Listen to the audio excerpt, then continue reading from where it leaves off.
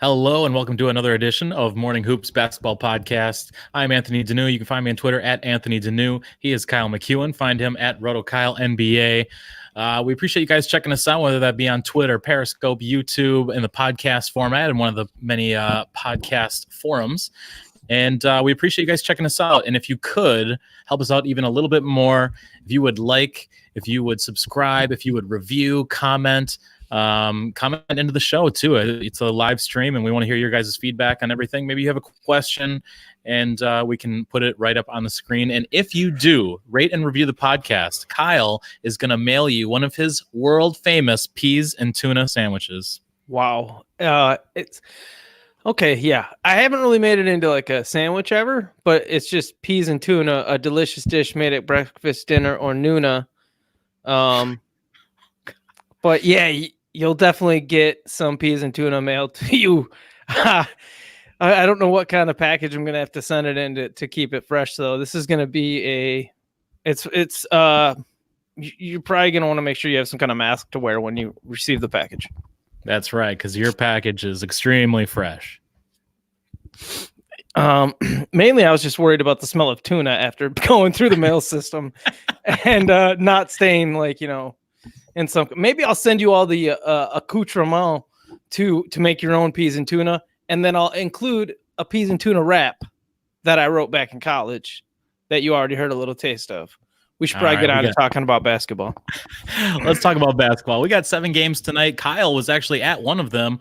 The Mavericks came to Milwaukee, and Kyle got some tickets with some buddies and went to the game. So we'll do that game last. But go ahead, how Kyle. cool was it of the Mavericks to come all the way to Milwaukee just so I could go watch them play? I mean, really nice of them. You should probably write Kristaps Porzingis a thank you letter. It's probably many thank you letters. I think what I'll do is I'll come up with a form one and send it to the whole organization. A lot of people were involved in bringing them to Milwaukee just so I could watch them.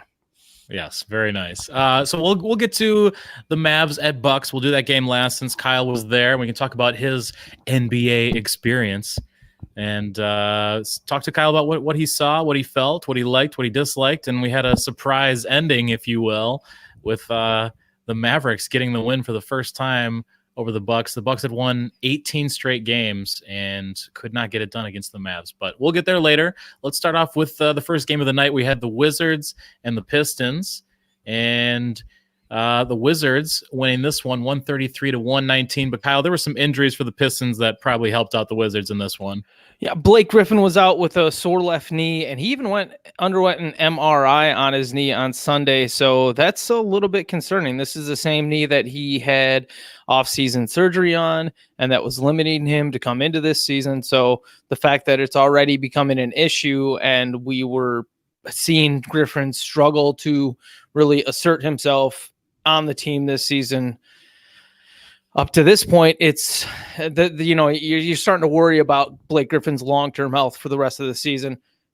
Hopefully it's just a small road bump and he gets back soon. But Andre Drummond's situation has been a little bit more just kind of funny because he's now missing a second straight game. He was questionable for the first game before those two with this eye issue due to an allergic reaction to avocado. So it's just, you're kind of sitting here going like, when is this going to end? When is the avocado going to get out of his system? But this definitely limited the Pistons and allowed the Wizards a chance to get a win over them. And then the Pistons ended up starting Thon Maker at center again, which is just a curious decision when they've got Christian Wood coming off the bench and playing well in at least a statistical fashion. I don't know if Christian Wood necessarily can be regarded as somebody who is a winning basketball player, but for people who play fantasy, we all know who Christian Wood is because when he gets the nickname the Crucifix on the Locked On podcast with Josh Lloyd, I think is a great one for Christian Wood. Anyways, Christian Wood is regarded as this guy that when he gets those minutes, he goes out there and he just kind of collects a lot of rebounds, can block shots, can hit a three. So he'll go out there and score. He's regarded as a fun player. So a lot of people want to root for Christian to get out there and to play that kind of rangy game like a Giannis does as a big man with athleticism and ability and mobility. So starting Thonmaker and seeing him just be kind of the same disappointment that he's been most of his career is a little bit frustrating. We also saw Markieff Morris step into the starting lineup at power forward with Blake Griffin being out, and Markieff had a good game, so kudos to him. But I, as a former Pistons fan, I hope that current Pistons fans don't have to watch Markieff Morris all season, just because it means you're not going anywhere. If he's your starting power forward. Right. Well, yeah, I'm not sure what to view this Pistons team. I think that we're hoping for a rebuild, right? And do you think that they benefit more from holding out Drummond and Griffin until they are fully healthy, so they can trade them? I mean, so it seems like there's quite a bit of chatter around there's more and more chatter going on around Andre Drummond, and there's also Adrian Wojnarowski said that the Pistons are close to having to make a hard decision about either going forward with Andre Drummond or moving away from him. And if you're moving away from Andre Drummond, I don't know, man, that's tough. Is it just time to blow it up? Because if you can get away from this Blake Griffin contract and away from the fact that he's a perpetual injury concern due to the way that he plays the game, I think maybe you have to go that way with the Pistons, especially considering the fact that every single time some of the bigger players are out for the Pistons, we see Bruce Brown step up in a more prolific way. Whereas when the team is healthy and all the shot takers and shot makers are in there, taking their shots, getting their touches, being the main facilitators, Bruce Brown doesn't have those roles. He's more of just a 3-and-D guy. But when asked to, Bruce Brown has shown through the summer league and through different instances this season conditionally, where he can, if asked to, be your primary facilitator, still be good on defense, score a little bit more. And I just, there's a big part of me that just feels like, when are the Pistons going to kind of stop overlooking how good Bruce Brown has been already and just commit to him? Yeah, and I think, if you're looking for Blake Griffin to get traded, I think the Knicks could use a power forward. Exactly. They do need a fifth or sixth to add on to the heap there. But Bruce Brown had a great game, 20 points, 6 rebounds, 3 assists. Derrick Rose had a great game off the bench, 22 points in 29 minutes, 2 of 5 from three-point land, which is always good to see Derrick Rose banging from deep because he doesn't do that too often. 8 assists, 1 steal. On the Wizards side of things, Bradley Beal scored 35 points with 10 assists, so a nice night from him. Isaiah Thomas returned from a recent absence due to injury, put up 23 points, 6 assists in just 26 minutes. Ish Smith moved back to the bench, still had a good game off the bench for him in just 22 minutes, 10 points, 7 assists, 3 steals, and 2 blocks for Ish Smith. So some nice lines from the guys there with the Wizards. Davis Bertans, 17 points and just 3 3-pointers. What a disappointment. That's so funny. When I looked at the box score, that's exactly what I was thinking. Only 3 of 6 from. You're almost expecting at least 5 a game from him right now. Right. So unreal. Should we move on to the Cavaliers and the Raptors? Yes, sir. All right, so the Raptors win this one at home by 20, 133 to 113. Kyle, who had the big game here? Pascal Siakam is probably the guy to talk about. 33 points, 4 rebounds, 4 assists. But Norman Powell was really the one that jumps out to me when looking at who had the best game here. 26 points, 6 rebounds, 5 assists, 4 steals, 1 block. 36 minutes played from Norm Powell, 4 of 6 from three-point land. Sorry, I was yelling a little bit too much at that game tonight. So it's just Norman Powell having a great game there with Fred VanVleet still out due to injury. Yeah, so Powell got the start at shooting guard there. Yep. He did. There's not too much else to talk about here. We did see a really nice game from Darius Garland, 20 points, 5 assists, 2 steals in a career-high 38 minutes. So you do love to see that continued step or progression from Darius Garland. And as we mentioned in yesterday's show, I believe I mentioned in yesterday's show, Garland and Kevin Porter Jr. are considered like the two guys on the Cavs that they're not looking to trade. That's not to say that they wouldn't get traded in the right deal, but essentially Darius Garland and Kevin Porter Jr. are the two guys that the Cavs have identified from their current group of guys that they're, that's who they're kind of planning on building around right now. So for whatever that means. Because honestly, but that means Sexton is potentially available, and you would think that was the case when they drafted Garland, that maybe they weren't so high on Sexton. Yeah, but that's such a poor way to try. Like, if you don't feel good about Sexton, then why didn't you trade him before you drafted Garland to get whatever you could? Or, I mean, and then that's a really hard sell to your owner. Hey, we just took this guy with like the 6th pick a year ago. We're going to trade him already. Is that cool? Oh, and we're probably only going to get back like the 30th pick. Maybe. We got some comments here from Cupid68 and Bucket Ninja. Bucket Ninjas asked you how the game went. We're going to get there. Talked about Rui Hachimura getting hurt and said it was a bruised nut, took a big groin shot. Yeah. We've seen some of these groin contusions of late. I guess I'm not too super worried about it. Bam Adebayo had a groin contusion that he kind of played through, and he even got banged in it again. So hopefully that Rui will be all right. I didn't actually see a video of that injury yet, so I don't want to comment too much on it. Bucket Ninja also, before we get to Cupid68, Bucket Ninja says, I almost traded Garland. Well, hey, I mean, Garland's in most leagues is just a luxury streamer and a flyer. If you're already in a luxury like stash flyer, if you're already in good standings, you're near the top of your league and you're competing and you're not at risk of falling out of the playoffs. But if you're fighting for a playoff spot, Darius Garland hasn't performed well enough to be looked at as much more than a streamer. But as illustrated in Monday's game, 20 points, 5 assists, 2 steals, 4 3-pointers in 38 minutes.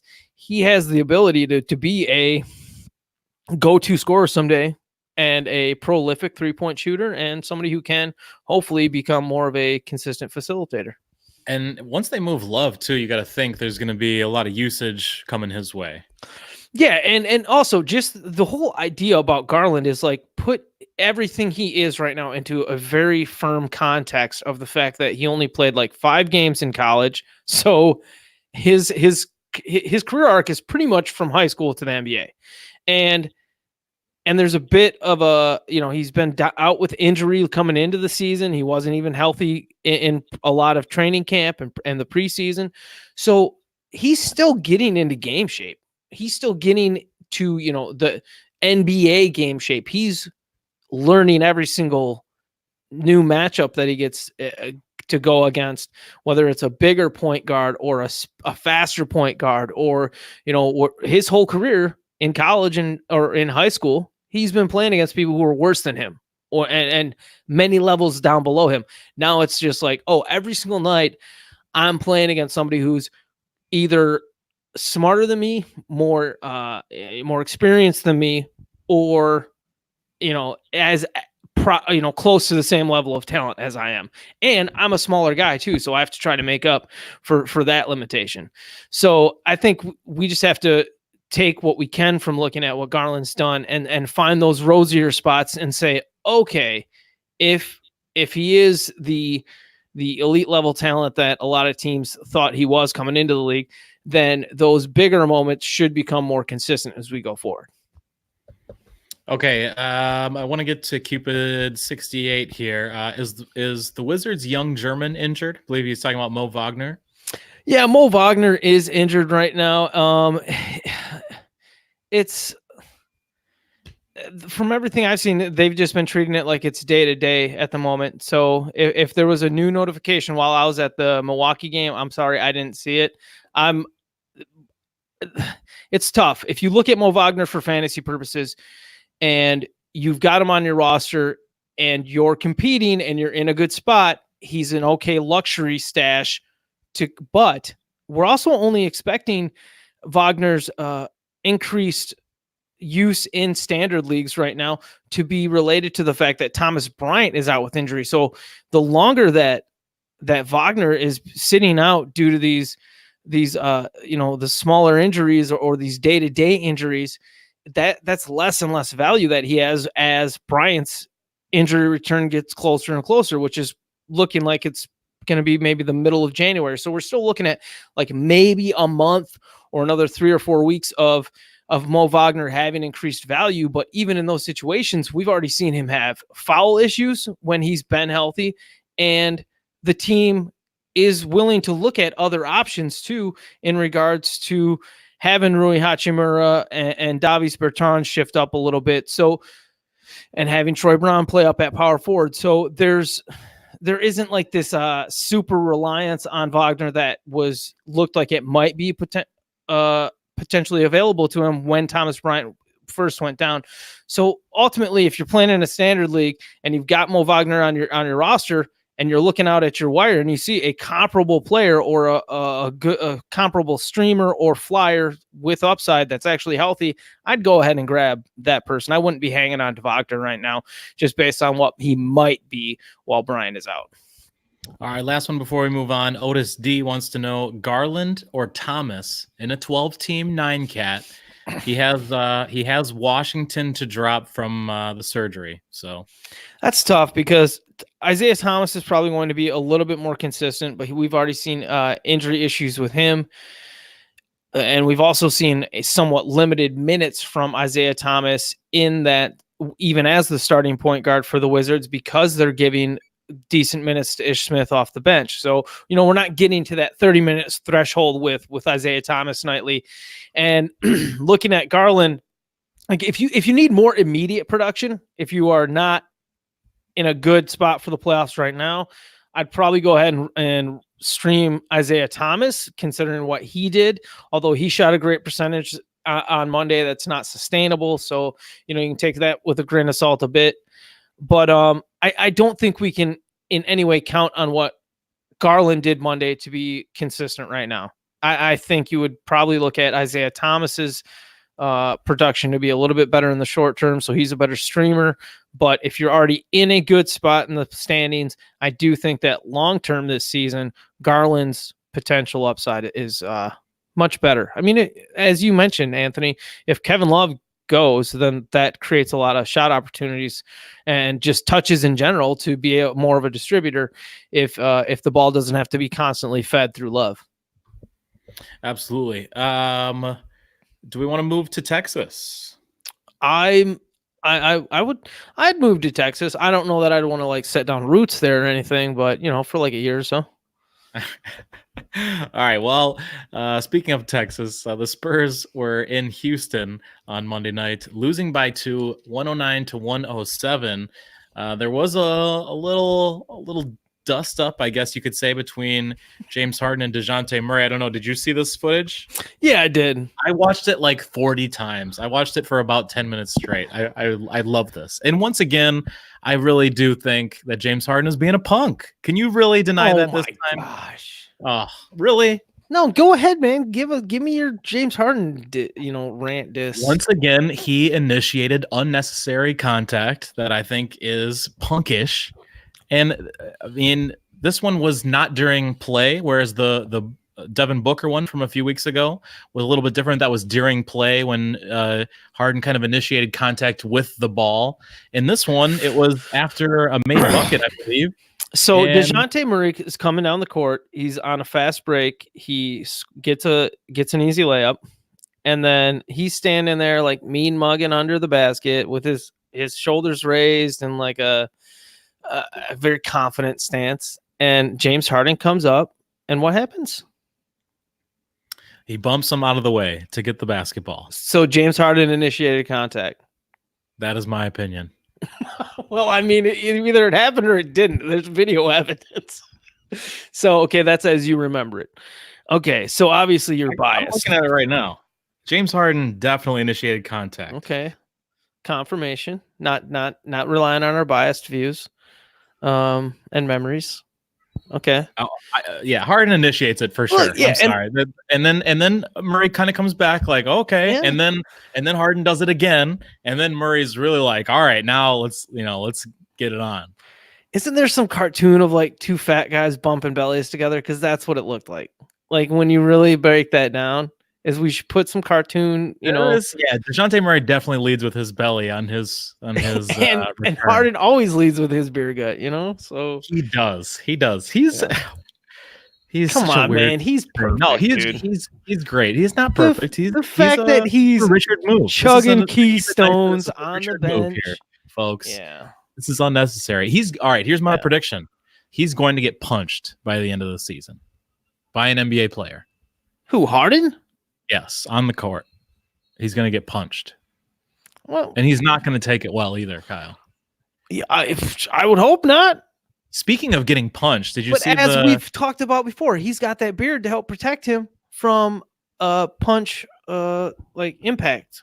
So yeah, he also has those awful teeth that will, not be affected. Why are you going after his teeth, man? It's so American of you. This is petty. Jeez, dude. You're not even talking about his basketball skills. You're just cutting up his you're just trying to aesthetically. You're right. That's wrong. I'm cutting him down. Yeah, come on now. Giannis MVP forever. We got to build up our brothers, It's true. No, he's amazing. He's amazing. And I didn't dislike him up until last year.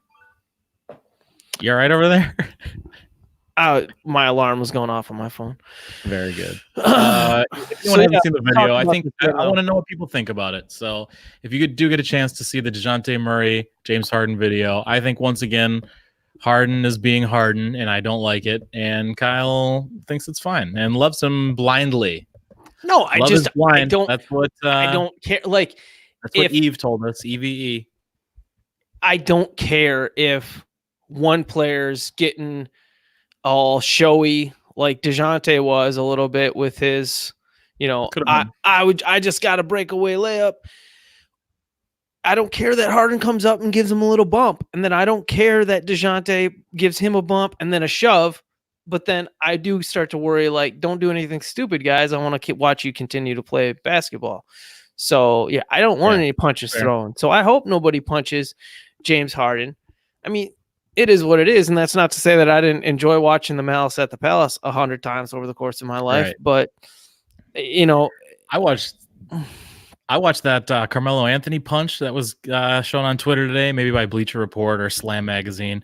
But you saw where he punches and he hits him good, and then just starts. Did he actually get him? Yeah. You can hear it. It's a good hit. I'm trying to think of who he hit though. Maybe Ronnie Turiaf. I'm not sure who it was. Oh my gosh. But he landed a good one and then just backpedaled. I didn't like that. Ronnie Turiaf better not be getting any fights, man. He's got a heart condition. Yeah, that's right. Harden and Melo have a lot of similarities. No, I wouldn't put that. That's ridiculous. See, there you go. Because of the way you feel about Melo is similar to the way I feel about Harden. There's a lot of just verifiable facts about Melo, which are that he has in the past always been somebody who eschewed being he's one of those fools who would complain about what position he was playing, not realizing that okay, dude, if you shift up to power forward, other teams are going to play other guys at power forward that would guard you anyways. Other teams aren't just going to put their I don't know. It doesn't make any sense. I always think that Melo's ego got in the way. I don't see Harden's ego getting in the way of things. But anyways, about this Houston Rockets and Spurs game, the most interesting thing to me from this is the fact that the San Antonio Spurs come out in this game and in the first and second quarter score 35 and 37 points independently in those two quarters. And then in the second half of the game, the Houston Rockets hold the Spurs to just 35 points total in the second half. So that's first quarter 35, second quarter 37, third and fourth quarters combined 35. That's banonkers. They blew it. They blew it, man. Yeah. So, and we did see just the same lineup from last game for the Spurs with Trey Lyles starting at power forward, Aldridge at center. DeJounte Murray was starting at point guard again. DeJounte played 29 minutes, had 16 points, 3 assists, 2 steals, 5 rebounds, 1 block. Bryn Forbes finally had a good game, so that's good for him. It was nice to see Derek White come off the bench and actually get some minutes with DeJounte Murray in this game. I didn't get to watch that tape yet, so I don't want to talk too much about it or laud it, but there were some comments on Twitter that they were causing some chaos, which my response to that is like, of course they would. That's the frustrating thing about Popovich not giving DeJounte and Derek White an opportunity to start together in the backcourt is just the idea that you've got two all first team defense type guards who can cover multiple positions and have the length to step up and guard a lot of small forwards in this league too. So their versatility is absolutely wonderful, and they would cause so much chaos on defense that it would hopefully lead to a lot of open buckets just in the open court to just kind of get out and run and off of turnovers and deflections and such. So also to be able to have 2 point of attack defenders on the court at all times, it's just another thing to lean on when your shot's not falling. So, but anyways, I don't know if there's too much more to talk about from this game. Westbrook had 31, James Harden had 28, and then Clint Capella had 15 rebounds with 15 points and 5 assists, 3 blocks. Nice line from Capella there. That's probably the most impressive one to me from the Rockets side of things. Not quite 20 and 20, but a damn good line. Yes, sir. Darn good line. That's right. Darn good line. Gosh darn it. Should we move on to the Bulls and the Thunder?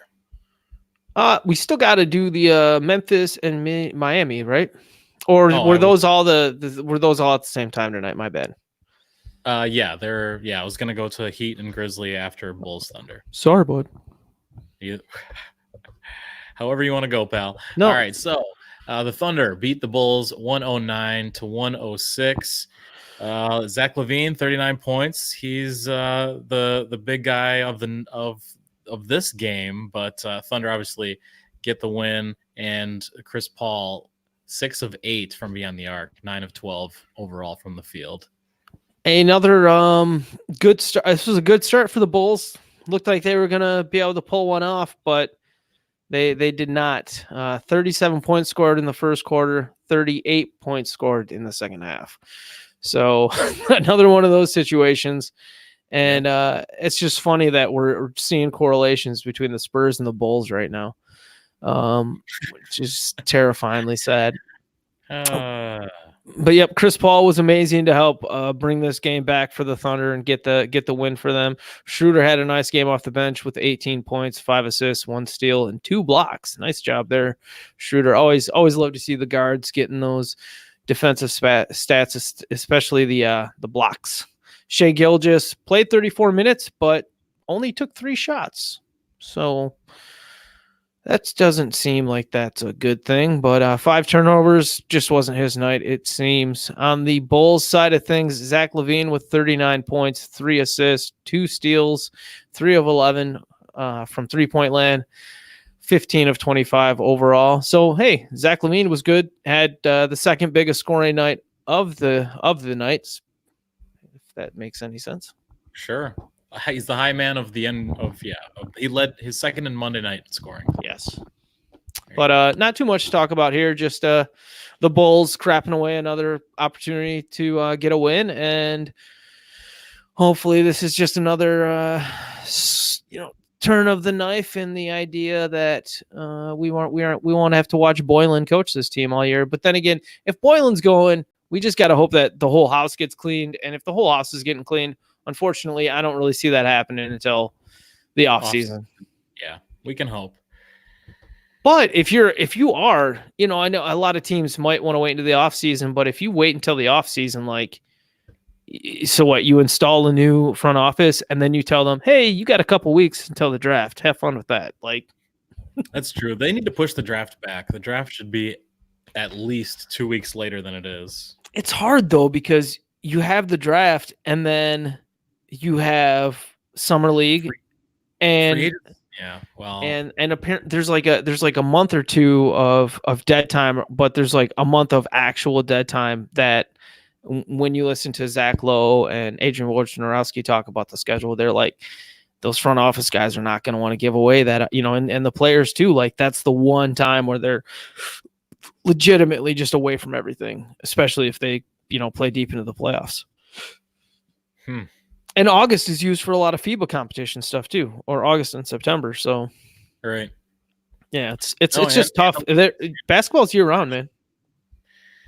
To have the draft before free agency to me is a little bit ridiculous. There's a number of things. Having it so soon after the season. I mean, the thing is, if you don't make the playoffs, then you have all the time in the world to figure your stuff out. But I do understand why they have to do it so quickly, and I love that it is year round. But I do think lessening the amount of games so that way you can have a shorter season and then change these things up a little bit. I think free agency and the draft certainly has to be flip-flopped, and I would also like to see a third round to the draft, since now every team basically has a G League team. But we'll get into that another day. There was some side news on that. The NBA Players Association, or the National Basketball Players Association, NBPA, they're having conversations with G League players about unionizing the league. So that's interesting. And I don't know if that means that the G League would become like a total feeder thing and minor league system. And then do we actually start to see another league generated too, where it's we actually have a levels, like academies rather than players going to the NCAA. So which I think is what's going to happen. It's going to get more and more into that soccer model of European type stuff. Yep, international soccer competition. Absolutely. No, I think the NBA is certainly going in that direction. Every player is going to be Luka Doncic. Yeah, right. Next game, baby. Yeah, let's go to the Heat and the Grizzlies. You and I talked on our trade show, our buyers, sellers, and teams in between. Kind of went down through the NBA. Something that I think the Heat could use is a backup center. Bam Adebayo played 43 minutes tonight. Yeah, that is a lot of minutes, but Bam Adebayo is a really good player, and he had 14 points, 13 rebounds, 5 assists, 3 steals, 3 blocks. You love to see those defensive stats. Just 0 of 1 from three-point land, but I think taking that one three-point shot does at least help Adebayo escape from owing Jimmy Butler money. Butler finds Adebayo when he doesn't take three-point shots. So really? Yep. That's fun. Yes, it is. It's good to see your teammates encouraging you to expand your game and to try new things. And apparently Jimmy Butler's been, telling Adebayo, like, keep doing this, keep doing that. You're a beautiful human being. Don't shy away from the spotlight. So that's fun. Hey, both players were listed in the top 10 of basketball player reference. Basketball player reference, is that right? Basketball reference. Basketball reference. Their top 10 list for MVP. I think that comes out weekly. Bam coming in at number 9. Jimmy's been hovering around 5 or 6 basically the whole season. Yeah, it's interesting to see Bam there, but I think that's just that's something for maybe a deeper conversation. We can talk about all those guys and Absolutely. How realistic those situations are. And then you could even look at, because to me, it's to say, okay, if Jimmy Butler went down with an injury, I guess, yes, if Bam Adebayo is able to keep the Heat winning at the same rate, then maybe you start to regard Bam Adebayo as the quote-unquote MVP candidate from the Heat. But it's really hard for me to look at some of the guys on that list from Basketball Reference and be like, okay, yeah, a legit MVP candidate. No. Right. No. Giannis, like there's 3 or, maybe 5. But anyways. Yeah. Okay, so the Grizzlies win 118-111 at home over the Heat. This is somewhat of a surprise, don't you think? Yeah, absolutely. I mean, the Grizzlies aren't supposed to be beating the Heat right now. So it's a surprise from that respect, but it's also fun as heck to see Ja Morant put up 20 and 10 and lead his team to a victory. It's fun to see Jonas Valanciunas have a good game with 21 and 10 of his own, 2 blocks, just a classic Jonas line, 8 of 9 from the field, 1 of 1 from three-point land. Jay Crowder was back in action after missing the previous game. He scored 10 points, 6 rebounds, 2 assists. And Jaren Jackson didn't hit any 2-point field goals, didn't get to the free throw line, but banged in 5 3-pointers, 5 of 11 from three-point land, 15 points, 5 rebounds, 2 assists, 2 steals for Jaren Jackson Jr., Giannis Jr. And then Brandon Clark played well off the bench, and so did DeAnthony Melton. DeAnthony Melton, wow, 16 points, 7 rebounds, 4 assists, 1 steal, 9 of 11 from the free throw line. We will always remember. Very good. Sorry. Jaren Jackson Jr., though, hitting a ton of threes this last Too soon? Yeah, right. Too soon. Or whatever. I guess I should. There's a lot we could do with that, but on the Heat side of things, Tyler Hero, it's pronounced Hero, like your hair. Isn't that weird? 22 points, 5 rebounds, 3 assists, 1 steal, 2 of 5 from three-point land in 38 minutes off the bench for Tyler Hero. He's good. He's good. He's good at basketball. He's good, but this is a deep Heat team, and they still had Goran Dragic and Justice Winslow out for this one. So it's just a matter of saying, when they're healthy, it's going to be harder for some of these guys to shine nightly or to shine consistently because the team's going to kind of they're going to give Goran Dragic a good run. They're going to give Justice Winslow a good run. Both those guys handle the ball. Both those guys shoot the ball. So it's just going to be less ball for people. The Heat are one of the most intriguing teams for a trade deadline because I really do think they're one more player away. One player away. Oh, I think we know what Pat Riley's willing to do in regards to trades. He'll cook up an 18-player, masterpiece in the middle of the season that brings in Antoine Walker and Jason Williams or whoever it was that he brought in back in the day. But they were both on the team. Gary Payton, I think, was on that team. Got his ring. Mike Miller. Yep, there you go. Not the coach. Right. So yeah. Anyways, good on you, Grizzlies. Good win. Yeah, and had I been able to watch this game, I would have loved to. This is 2 of the fun up and coming teams, and the Heat are more than an up and coming team. They're a force in the East, but Memphis got some good young pieces, and so I think this would have been a fun matchup to watch, the Heat and the Grizzlies. Well, yeah. Should we move on to Portland and Phoenix? Blazers get the win 111-110. And a close one pretty much throughout. Hey, I know you tried to spoon feed me into hating on Carmelo earlier by comparing him to James Harden. But the fact of the matter is Carmelo was freaking awesome on Monday night. 23 points, 8 rebounds, 1 assist, 2 steals, 3 blocks, 4 of 6 from three-point land. Hooty-hoo. 8 of 16 overall in 35 minutes for Carmelo Anthony. I just love how many minutes they're giving him, for crying out loud. Like, this guy comes back from not playing for a year, and you're thinking, oh, they're probably going to have to limit him. His last couple teams weren't really happy playing him big minutes because it just wasn't effective in the long run. If there is a couple of negative things that I can try to find to point out about Carmelo in this, I can say the fact that he finished -1 in the plus-minus, whereas Damian Lillard and CJ McCollum were +7 and +10. So if you want to look at that, Carmelo is not as good as them, but we already knew that. Look, man, Carmelo's playing great on the Trailblazers. It's fun to see him thriving on it. Hopefully this team can trend upwards. Enough with the positivity. They were playing a Phoenix Suns team without Devin Booker, though. So that's really the story to take away from this one. Yeah. So I don't know if the Trailblazers should feel too amped up about getting this win. This is one they definitely need to get if they're going to try to fight back into relevancy in the West. Also, the Suns' last game without DeAndre Ayton. He is set to return Tuesday night.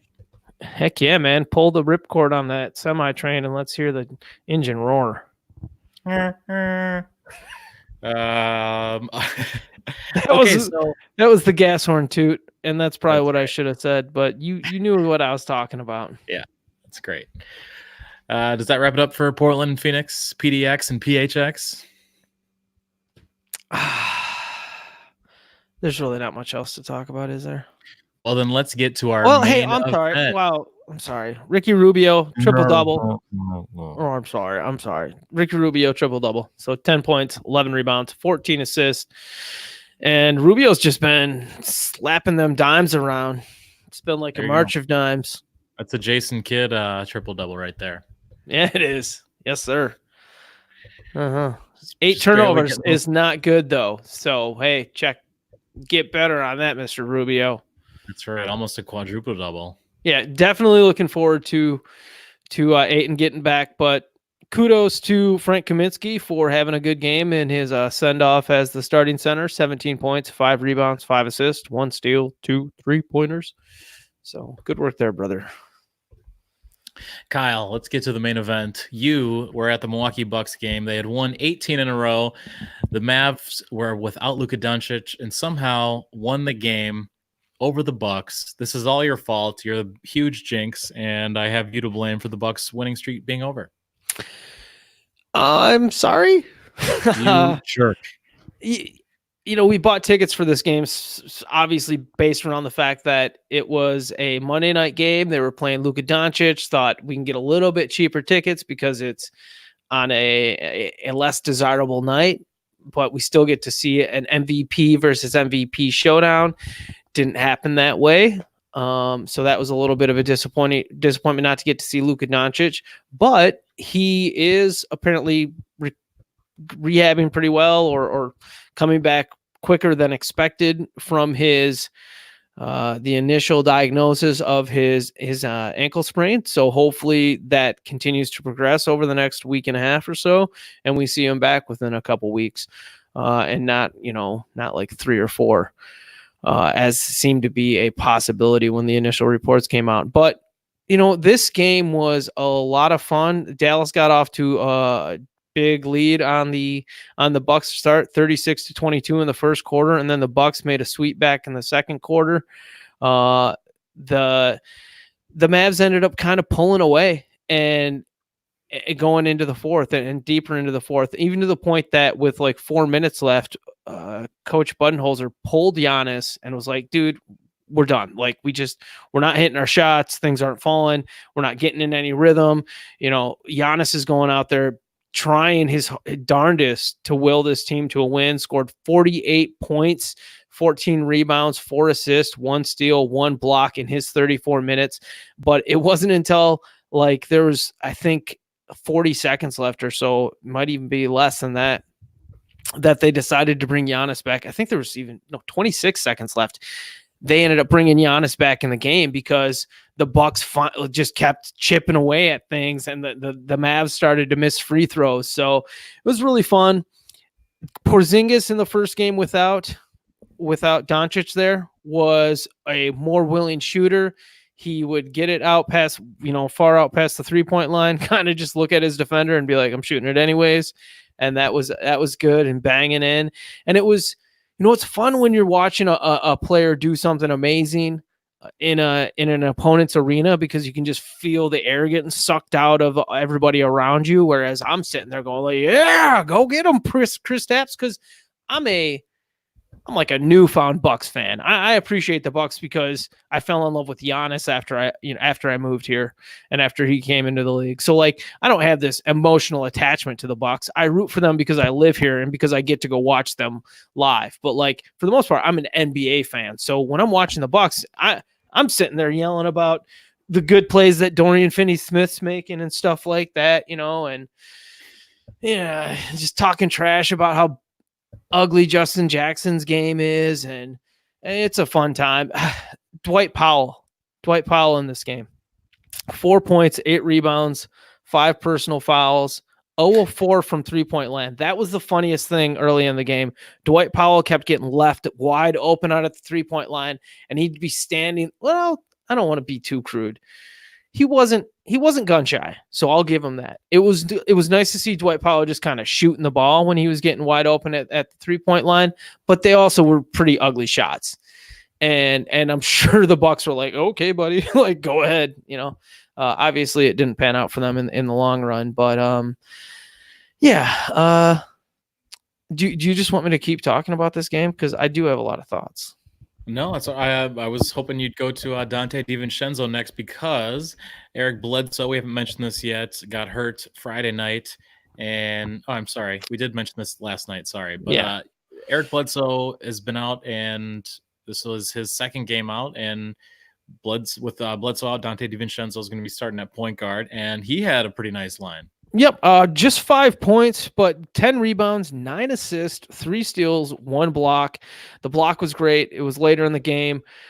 Really nice work there on that. And then he also had one of the funner things about DiVincenzo, and you can see this from his 10 rebounds, he uses his athleticism to get rebounds. And that may sound like not like an obvious thing, but when you see it happening, when you see him go for rebounds that he shouldn't be getting at his size, and he'll just be like, okay, I'm going to jump up and grab this before anybody else gets it. You're just like, wow, that's fun. So 6'4", 42, 44-inch vertical, and not super long arms, but I mean, he's super athletic. Right, but he's 6'4", and he's the smallest guy in the starting lineup. So, I mean, he's still the smallest guy out there.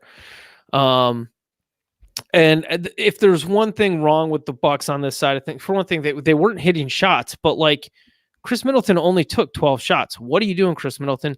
Brooke Lopez didn't hit some shots early, got gun shy, was finished 1 of 8 from the field. Like, dude, Brooke Lopez, nobody's going to care if you start the game 0 for 4 from 3-point land, but on your 5th attempt, lock in, hit the dang thing, and then hit the next 2 as well. So there was definitely some lack of aggressiveness from the other players on the roster. I mean, Ersan Ilyasova ended up with the 3rd most shot attempts, and he only played 17 minutes off the bench. And Ersan, you look at his line and you're like, oh, not too bad. He was so bad. He was so bad in this game. Even though he ended up being on the court for some of the comeback, he was so bad. And there's one instance where he even came away with I don't know if it was there was a rebound. I don't remember if it was off a free throw or what, but he tried to throw this like outlet pass that got picked off so easily. And it was right. It was like, while the Bucks were down just by 4, they had chipped away at the lead. It was the dumbest, stupidest, most idiotic time to get a turnover there. And yeah. So anyways, it's just rough that the fact that Giannis sold out, got 48 points, made it look easy watching him do it in the game. And none of his teammates recognized that with Eric Bledsoe out, somebody else needs to step up and score points. Now, the one cool thing to see off the bench was Kyle Korver come in, and he did what he was supposed to do. Run to the 3-point line, get open, Giannis will pass you the ball, bang him in. And he was 6 of 8 from the field, 5 of 7 from 3-point land in just 25 minutes. So Kyle Korver had a nice game there. But it's nice to see him kind of be the microwave there in a given game, but it's not going to be consistent from game to game. Was it pretty cool getting to see Kristaps Porzingis in person? Yeah, man. I'm like one of the bigger Kristaps fans out there, or I think one of the reasons why I stand up for Kristaps so much or want to build the narrative around him so much is because I feel like there's been a lack of appreciation for the things he did before he tore his ACL, and a lack of appreciation of him coming back from it. Now, that's fair. There were some negative narratives that hovered around him in his departure from the Knicks, but in the same respect, the kind of basketball player that he showed to be an all-star, he was an all-star in his sophomore season. It portends really good things for his career going forward, and he missed a year and a half due to injury. Like, it's gonna take a little bit of time to come into your groove. Also, He's been playing with one of the best players in the league, one of the top 3 players in the league, arguably this season already. So he's willingly stepped into a more subdued role than what he would generally be able to take on for a team. And he's been playing a ton of minutes. He's not getting rested in back-to-backs yet, or he got rested in 1 back-to-back out of 3, I believe, so far this season. So the other ones were kind of circumstantial because they were one of the games of each of the back-to-backs had a blowout in it. So you can look at it conditionally and say, well, they were kind of resting him because they didn't need to play him a full complement of minutes in both games. But regardless of all that, there was these narratives out there this summer that Kristaps is going to end up resting for like 15 or more games this year. And another reason why I've been on such a high horse trying to like pimp him up is I wrote an article this preseason that I was like, all this stuff is baloney, and here are the reasons why. And so it's nice to kind of feel like I'm getting justified in my arguments too, for a lot of this stuff. Like, okay, all the research I did and all the different narratives I looked at and all the experience I have of looking at the crap that some of these teams say and the timing that they say these things, and then the realism or the between the lines stuff that you sometimes have to read into stuff and be like, no, this guy's returning from this injury. We know that it takes this long for someone to heal from this injury. We also know that this usually happens when players return from these injuries in regards to their production and how long it takes for them to actually get back into the player that they used to be. So if you just add up all that crap, like it's not, sometimes you can just see the pattern. So it feels good to feel like I saw the pattern and that it's actuating a little bit, but maybe I'm patting myself on the back too much in public, at least. I know you've been to the Fiserv Forum a few times, if I'm not mistaken. What is your thoughts? It's one of the newest NBA arenas outside of where the Warriors just opened up. So I had gone there for I sat courtside last year for the one game I went to, and that was like a special occasion thing, the bucket list item for my brother and I. So I only saw the lower stuff. And that was amazing, like a peek behind the curtain. We're like, oh, this is what rich people do. All right. So that was fun. Just like the buffets of food and like, the ostentatiousness of some of the situation, the fact that the players are running right by you as you're sitting there drinking a martini and eating some fondue. Filthy martini. And then, I got to yell at Darvin Ham, Duncan Darvin Ham, a Pistons great from their 2004 championship team, because he's an assistant coach on the Bucks. And then he pumps his fist on the. Oh, did he? Yeah, he responded. He acknowledged. Yeah, that's good. See, Darvin Ham is pretty cool because if you look at this century, he was on, until this last 2 years, the best Bucks team and the best Pistons team. Why do you think they were those? Because of Darvin Ham. And who else was on both those teams? Do you want to guess who the other player on both those teams? The 2001 Bucks and the 2004 Pistons? Derek Coleman? Eldon Campbell? No. It's a guard with a girl's name. Oh, Lindsey Hunter. Very good. Cool. Yes. After they won the title in 2004 with the Pistons, they kind of talked about how that team talked about that 2001 team and how there was eventually became some issues between whether it be Ray Allen and George Karl or Ray Allen and Anthony Mason the next year. Just a mess. Yeah, we'll have to talk about that sometimes, the whole Ray Allen for Gary Payton trade and how that ruined your childhood. I was a freshman in high school when it happened. It was pretty brutal. Yeah, Desmond Mason, though, So some other interesting notes from this game with Luka Doncic being out. Jalen Brunson got the start at point guard, played 32 minutes, 13 points, 11 assists. Jalen Brunson's going to be a rotation player in the NBA for a long time, but I fear for any team that has him as like their starting point guard at some point. When I look at Jalen Brunson, I see Jameer Nelson way too much. And Jameer Nelson being the leading point guard for that Orlando Magic team for as long as he was like one of the more annoying things in the NBA. Agreed. So that's what I fear about from Jalen Brunson. Looks like he's doing well though. So from that respect, good on you, Jalen. And you played good tonight. Hit your open shots, so that was nice. Maxi Kleba, he fouled out in 29 minutes, 10 points, 7 rebounds, 2 of 5 from 3-point land. I think Maxi Kleber's better than Dwight Powell as a two-way player. For one thing, Maxi Kleber. I'm with you. Yeah, I'm not a Dwight Powell guy whatsoever. He to me is like a 12 to 15 minute a night guy. He's so unique looking too, because like he's got the body of like a chiseled statue, but then the expressions on his face are just like a bookworm. No, like he's a teenager or something. Like he just looks like a kid at all times. Like he's just got a very youthful face, and it's very innocent, and it has this aloofness to it where it just like he's not totally. I don't want to say that he's not totally engaged, but I don't know, man. You're talking about Jackson Hayes, I feel like, and not Dwight Powell. No, I'm talking about Dwight Powell, but maybe I'm just trying to find reasons to hate on Dwight Powell because I didn't like the way he looked out there tonight. I'm not a fan, and I've seen him play live as well. The Mavericks came to Madison, Wisconsin for a preseason game a few years back, and I got to see Dwight Powell. I think he was a rookie that year and had some pretty ferocious dunks, but not a huge fan of his game either.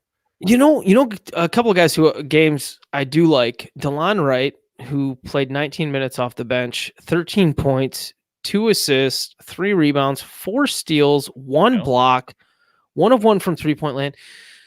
DeLon Wright was making such decisive cuts with the ball towards the rack. He looked good out there. I don't know why Coach Carlisle doesn't see what I think a lot of people see out of DeLon Wright. So I'm kind of confused as to why he's not somebody who gets more run with this team. I think he'd be a great fit next to Luka Doncic for his defense. Like, I don't know. I guess it is what it is. Tim Hardaway Jr. was still in the starting lineup. 1 of 10 from the field, 0 of 5 from 3-point land. Just not a big fan. Seth Curry, though, great game. 26 points, 4 of 8 from 3-point land, 9 of 15 overall.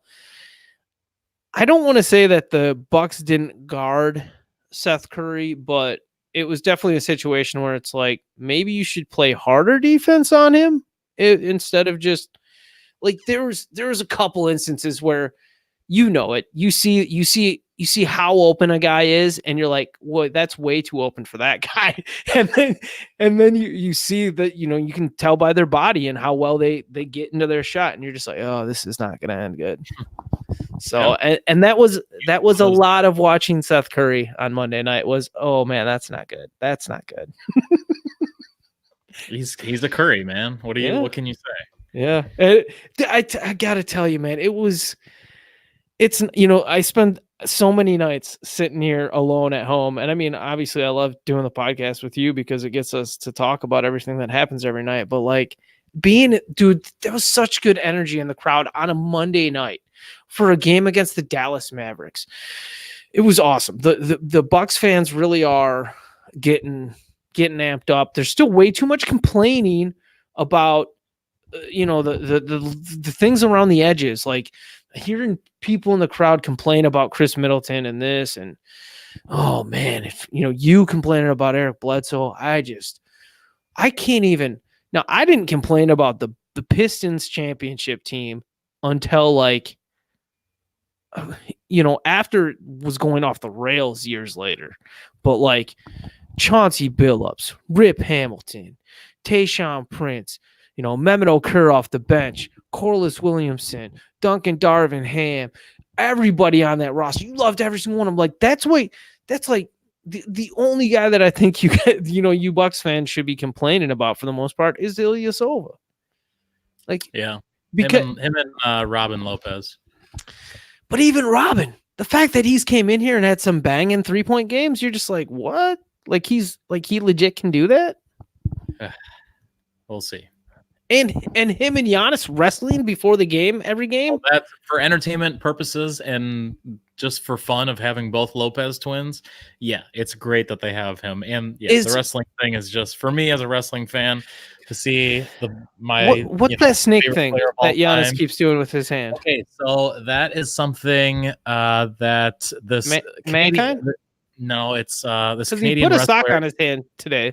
Well, it's a snake puppet, and the guy would put a sock on. Okay. God, I'm having a hard time thinking of his name, but he's a Canadian wrestler who pretends to be Santino Morelli is his name. He's a Canadian wrestler who pretends to be Italian. And the way he got it is like he pretended to be a fan and they called him in and eventually was this total comedy wrestler.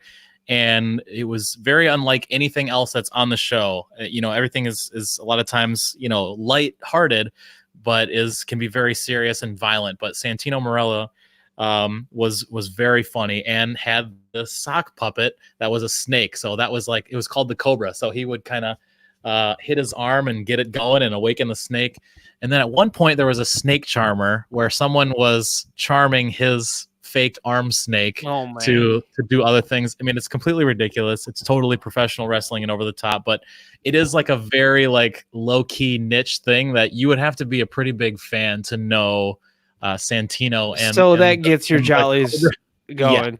Yeah, the fact that Giannis knows how that. good Giannis did it, and how it really was very well done. You guys got to check this out anytime you see Robin Lopez and Giannis, and then usually Wes Matthews can be involved too. Which isn't that great? Wrestling. The fact that it's Giannis is one of the youngest cats on the team, and then Robin and especially Wes Matthews are two of the older dudes on the team, and they're the ones getting into the wrestling matches, the horsing around before the game for a couple of years together. That's why Dallas won, because the Bucks were horsing around. Oh, right. Ain't nobody better at horsing around than the Dallas Mavericks. Or because very good, or because you were in the stadium arena. No way, dude. I obviously bring Mad Wizard magic, and although Wizards ride horses, not bucks. Yeah, I could get me a buck though. I could ride a buck.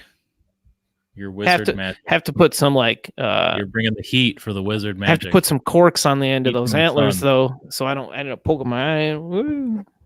All right, we're off the rails here. Let's talk about the games we got coming up tomorrow night. We got 6 games. Kyle, I'm gonna shout out a game, and do you want to tell me if there's any injury news, or do you want me to just rifle through the games? I want you to give me 2 seconds to get to tomorrow's games. All right. All right. 6 games on Tuesday. Los Angeles at Indiana. Anthony Davis was questionable after tweaking his ankle near the end of the Lakers' previous game. Kyle Kuzma will be out with his own ankle issue, and Rajon Rondo is probable with his left hamstring problem. Hopefully Anthony Davis is going to be healthy enough to play in this game, because I want to see that Sabonis matchup. Or do you think they put Miles Turner on him? I think both guys will get shots at Davis. Yeah, that'd be fun to watch. And plus, this is another game that, if the injuries break the right way for the Pacers, or if Oladipo just comes back healthier than what people expect, or to be more impactful than what people expect, maybe the Pacers can be the dark horse out of the East this season, kind of the way the Raptors were last year. So that's interesting to me. Yeah.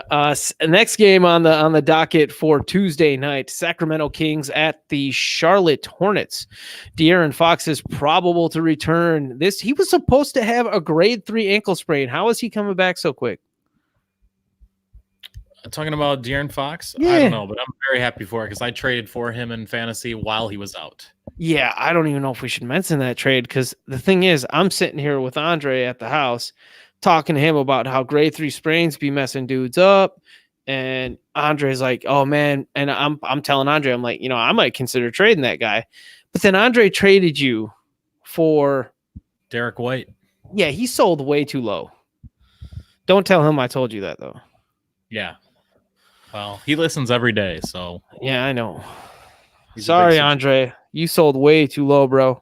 I couldn't break it to I couldn't say nothing to your face. Like that that's when you know I'm lying, when I just don't say nothing. Because I'm lying. That's a lie of omission. That's me saying I can't break your. You know, it would hurt you too much to tell you the truth. You can't handle the truth. Marvin Williams is probable for the Charlotte Hornets. He missed the last few games with right knee soreness. It'll be important for Marvin Williams to get back for the Hornets with PJ Washington being out after he had surgery to repair his broken pinky finger. Nicholas Batum is doubtful. Sacramento at Charlotte should be a good game, actually. So I'm interested in that. Hopefully De'Aaron Fox is. It'll be interesting to see how they bring him back.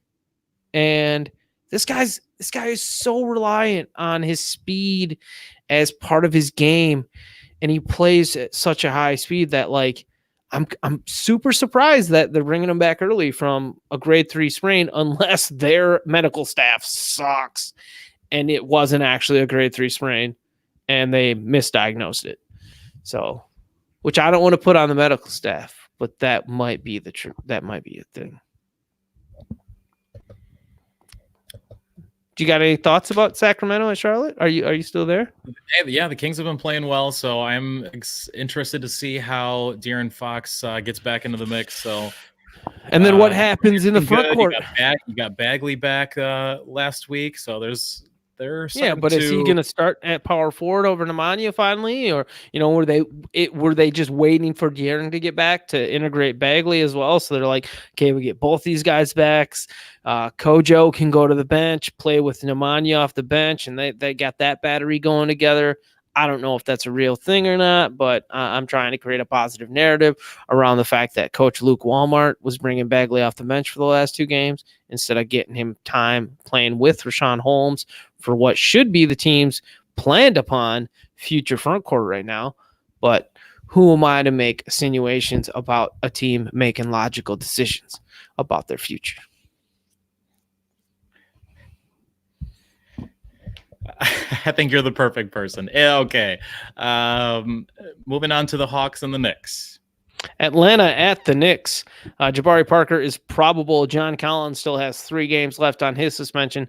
Kevin Huerta, who re-injured his shoulder or injured his shoulder again in a different way, is questionable for this one. Wayne Ellington remains out for the Knicks, as well as Alonzo Trier with his concussion, and Reggie Bullock after he's been out all season. So that doesn't mean anything. Hey, Atlanta at New York, it's a couple of crappy teams, so should be a good time.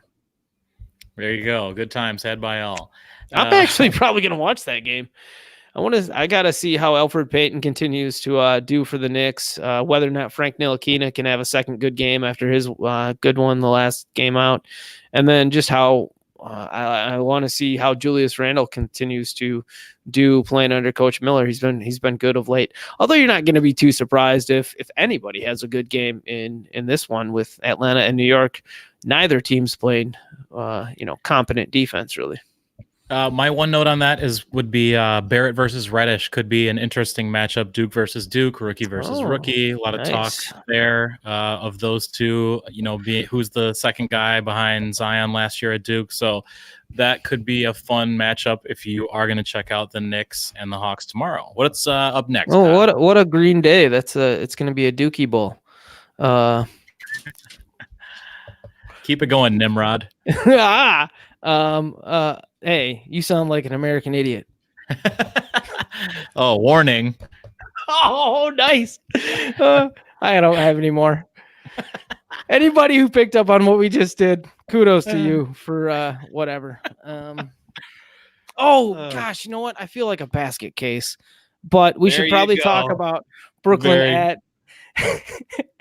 that was off. That was off. That's a song off Dookie. Yeah, my bad. All right. Anyways, all Brooklyn right. I am lacking sleep because I am an insomniac. Oh, or is it insomnia? Oh, dang. Anyway, all right, here we go. Brooklyn at New Orleans. Karis LeVert and Kyrie Irving remain out. Nicholas Claxton's out too, and then JJ Redick has a groin issue that's going to keep him out for the New Orleans Pelicans. New Orleans has been getting slapped around lately, so I don't really know if I trust them to pull this one out. But the Vegas line says that Brooklyn's only expected to win by 2. I guess that says something that Brooklyn's expected to win on the road in New Orleans, though. I'm just trying to get as much Jackson Hayes as I can. So there's some rumors going around that Drew Holiday's on the trade block, or that teams are seeking out or showing interest in potentially acquiring Drew Holiday, or at least keeping tabs on him if he becomes available. So we've seen Lonzo Ball come off the bench recently for the New Orleans Pelicans. And if you play fantasy, it might be a buy low moment based on the fact that if the team is selling off a guy like, even if they sell off JJ Redick in a trade, but if they also sell off Drew Holiday, then the door really opens up for Lonzo Ball. And to be honest, like, that's probably going to be a really good fit. They need to get a shooting guard like a JJ Redick, who's more on the same timeline as these guys, or maybe you just go, look, you need some, I think Brandon Ingram should be your half court facilitator a lot of the time. And then Lonzo Ball is just your guy that he's your shooting guard. He's your 3-and-D shooting guard, but he's also somebody who you ask to go get boards so that he can look up the court to try to speed things up. You know, he can get the ball up the court. He can get your speed going. He can get your pace going. But when you get into those half court sets, like, you got to get the ball out of Lonzo's hand, and he's got to start running off the ball and start trying to get a lot of those backdoor cuts that he used to get back in college and things like that. There's got to be different ways to use Lonzo to open him up and to do better, or to acknowledge the things that he maybe doesn't do well enough right now. I know we talked about this last time, but I guess the whole Drew Holiday possibly getting traded thing has me a lot more interested in Lonzo Ball than I was 2 days ago. Next game to talk about, Orlando at Utah. Al-Farouq Amino remains out for the Magic. Mike Conley is probable for Utah after he's been out for quite a few games here with hamstring issues. So, hey, man, that's really good to see Conley probable for Utah. Utah, when they list a guy probable, it's pretty much like marking him available. They're not going to mark a guy probable unless they know he's playing. Or at least he's going to give it a go. So Jazz 15-11. They got the 6th spot in the West right now. Magic holding on to the 8th seed at 12-14. This will be an interesting game. Both teams are, both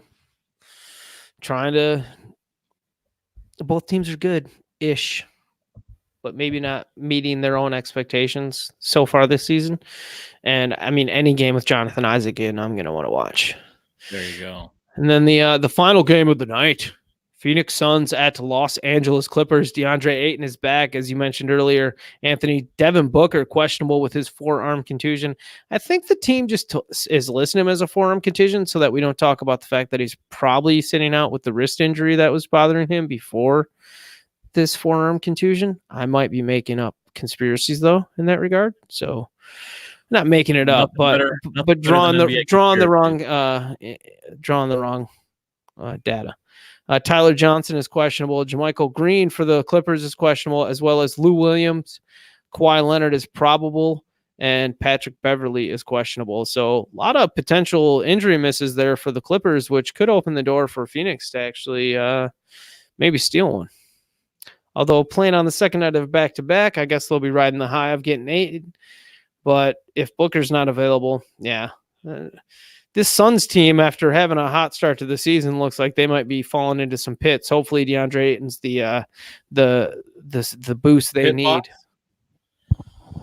There what was that? Go. The pit boss. Pit boss. Isn't that have to do with racing? I have no idea. That's some NASCAR talk.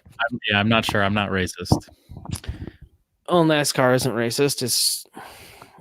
Oh, I know. I just asked me if it was about racing. Oh, race is racist. I get it. Okay. Well, I guess that's it, brother. All right. Well, that was a lot more talk than I expected to do about all these games. So I appreciate you for having more energy than I expected you to. Anthony worked until pretty much we started the podcast. So he got home, sat down. I ate a burrito while he looked over some stuff. I was researching crap on my way back from the Bucks game and trying to stay up ahead of stuff before the game started. But you know how it is in these arenas with everybody on their phones. You can't get no reception, or at least not nothing no consistent. So, That's right. so yeah, I mean, there was a part of me that wanted to stream some stuff from the game, but it's like I can't. Right. Yeah. It's tough. Yeah. Tough when you're there. But my hair looked great in the picture I posted on Twitter, though. Somebody said I looked like a caveman, which is fair. But I'm an extreme caveman when I have my stuff grown out, so that's cool. I don't know what makes an extreme. What makes a caveman extreme, though? Like you snowboard and drink Mountain Dew. It has to do with where my brows are shaped in relation to the rest of my head. It's very Neanderthal at times. Oh yeah, dude. Yeah, you got thick eyebrows, right? Are you hiding them underneath that hat right now? Is that what's going on? A little bit. Not too much. Yeah. Not so bad. Yeah, there's sometimes I look at your face and I'm like, are those eyebrows or extra mustaches? That's fair. Yeah, they're about the. That's all about the same, really. I have 3 of them. That was like a 2 out of 10 Mitch Hedberg joke. Good God. All right, folks. We appreciate you guys tuning in. For Kyle, I'm Anthony. Rate, review, like, subscribe, anything you can do to help us out. We appreciate it. Yep, we're up to 10 iTunes ratings and reviews, and we'd like to get to 20. So anybody who can help us do that, I'll come over and braid your hair. I promise. All right. That's the end of the show. We'll see you tomorrow. Kerplunk.